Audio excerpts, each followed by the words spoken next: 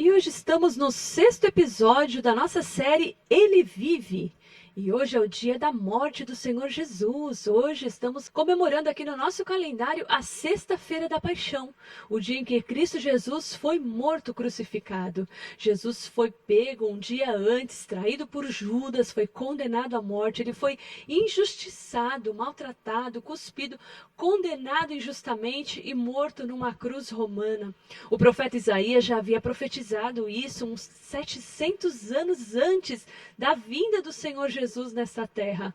Ele havia profetizado e escrito, todos os profetas haviam profetizado, mas o profeta Isaías ele é chamado de um profeta messiânico porque ele tem a maior quantidade de profecias acerca do Messias.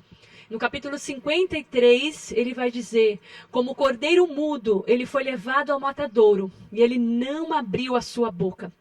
O Senhor Deus ali foi insultado por muitas pessoas que estavam ali, pela própria multidão que estava ali, pelos líderes sacerdotes daquela época, mas ele não abriu a sua boca. Ele foi como cordeiro mudo levado ao matadouro para morrer no nosso lugar. Ao lado do Senhor Deus, estavam condenados ali também, foi crucificado 2 ladrões. Os 2 ladrões zombavam dele. Os 2 ladrões diziam: se tu és o Filho de Deus, desce da cruz e salva-te a ti mesmo, salva a gente também. Mas Jesus não proferia nenhuma palavra de maldição sobre aqueles homens, ele continuava calado. Num certo momento, ali nas suas frases na cruz, ele se coloca, levanta o seu rosto e diz: Pai, perdoa-lhes, porque não sabem o que fazem. No momento em que Jesus libera perdão àqueles homens, o ladrão da direita, ele reconhece que o Senhor Jesus era o Filho de Deus, é o Filho de Deus, era o próprio Deus morrendo ali naquela cruz, e ele diz: Senhor, lembra-te de mim quando entrares no teu reino. E a misericórdia de Deus alcançou aquele homem, e Jesus disse para ele: hoje mesmo estarás comigo no paraíso. Muitas coisas aconteceram no momento da morte de Jesus. A Bíblia diz que o sol se escureceu por 3 horas, mostrando ali que a ira de Deus estava sobre Cristo. Nem o sol quis brilhar. Ele se escureceu do meio-dia até as 15 horas da tarde. No momento em que Cristo suspirou, expirou, deu o seu último suspiro ali na cruz do Calvário. Houve terremoto na cidade, as pessoas ouviram aquele barulho e diz a Bíblia que os sepulcros se abriram. Muitas pessoas saíram das sepulturas e começaram a andar pela cidade e testemunhar da crucificação de Cristo, de quem era o Messias. E todos esses episódios juntos mostraram às pessoas que ali estavam que aquele homem não era um ladrão, um salteador, um assassino que estava morrendo. Era o próprio Filho de Deus que estava morrendo ali na cruz do Calvário. O centurião romano que estava ali do lado com outros soldados disseram: realmente, este homem era o Filho de Deus. Ao entregar-se na cruz, a sua última palavra foi essa: tetelestai. Cristo brada uma palavra em grego chamada tetelestai, que significa está tudo pago. Paulo escreve para a igreja de Colossos, aos Colossenses, ele escreve uma carta dizendo que existia uma cédula, uma dívida que era contrária a mim e a você. Um script de dívida. O que era isso? Quando a pessoa era condenada, existia um script de dívida, uma escrita de dívida, como se fosse um processo judicial hoje. Estava ali a condenação daquela pessoa por causa dos seus pecados.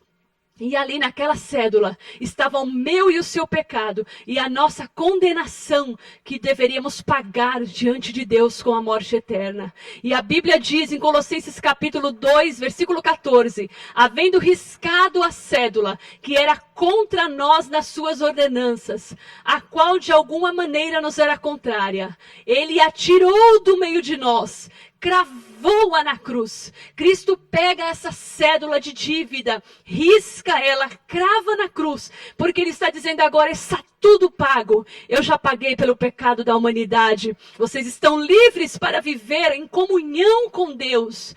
O caminho foi traçado. Agora a cruz de Cristo nos mostra um novo e vivo caminho, pelo qual temos acesso direto ao trono da graça.